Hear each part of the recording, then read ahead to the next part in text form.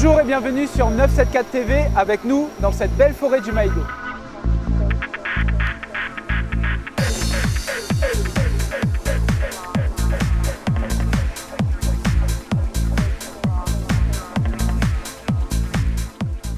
À mes côtés, Grégory Maillot, organisateur de la course Vélo Run Festival. Grégory, aujourd'hui, on va pédaler. Hein. Bonjour Mickaël, en effet, aujourd'hui nous partons à la découverte de la première boucle en direction du Tevlav. C'est une boucle qui fait environ 35 km. On profitera de ce parcours pour comprendre l'aménagement et l'entretien de ce territoire. Je vous présenterai également Thomas Le Bihan, un charbonnier qui exploite une concession sur cette zone du Maïdo. Allez, suivez-nous, c'est parti.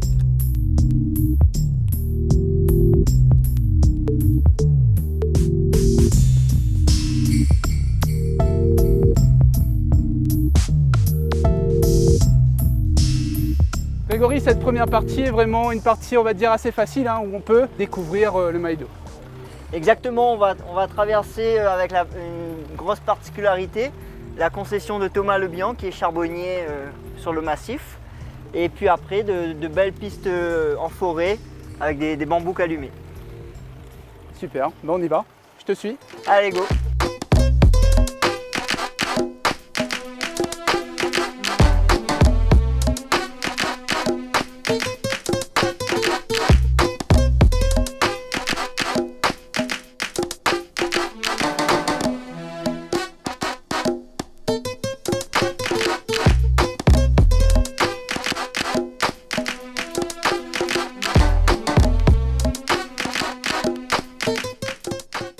Le Maïdo est une forêt départementale domaniale. Sa gestion relève des compétences du département et c'est le service aménagement et valorisation des espaces naturels qui gère tout ce domaine.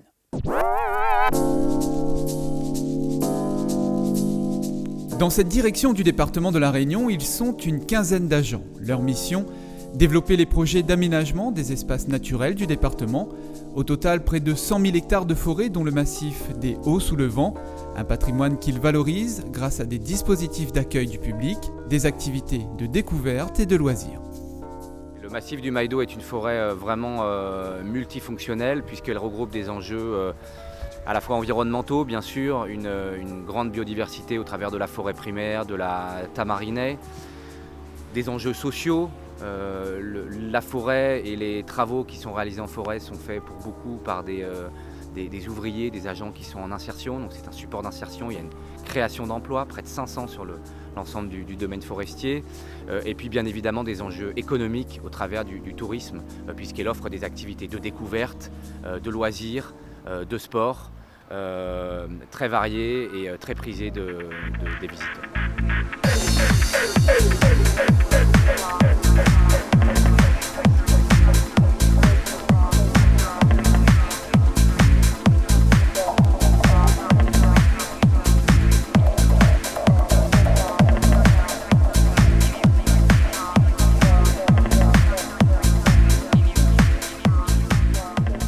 Bon alors Greg, donc là on a quitté la route forestière, on a fait une partie de sentier et on arrive sur une exploitation de charbon.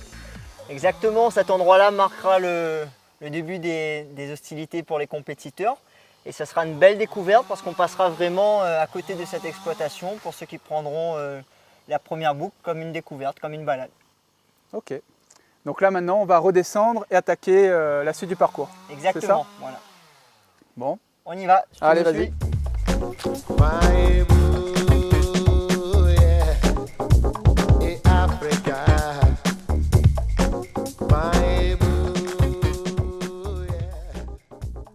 Ici, le paysage est saisissant. On se trouve sur la zone de l'incendie de 2011.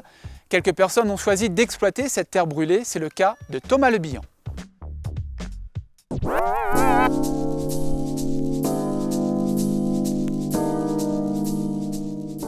Thomas Le Bihan est charbonnier, un savoir-faire familial transmis de génération en génération. Son grand-père et son père avant lui produisaient du charbon artisanal dans ses anciennes cuves à pétrole.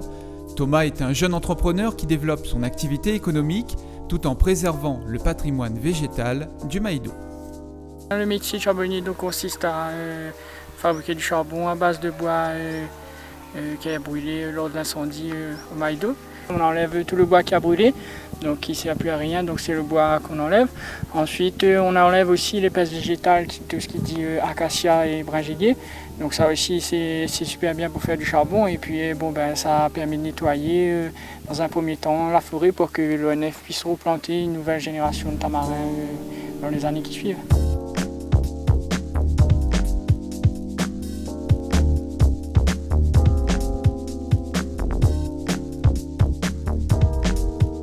L'émission se termine. Merci à Grégory de nous avoir fait découvrir ces beaux sentiers du Maïdo. Merci à toi Michael et je vous donne rendez-vous le dimanche 2 avril à Trois-Bassins pour une belle journée au grand air, en famille, entre amis. Super. Merci à toute l'équipe, merci à Emmanuel, à Alexandre pour les prises de vue. Vous pourrez retrouver ce programme sur le Facebook de 974 TV. À bientôt.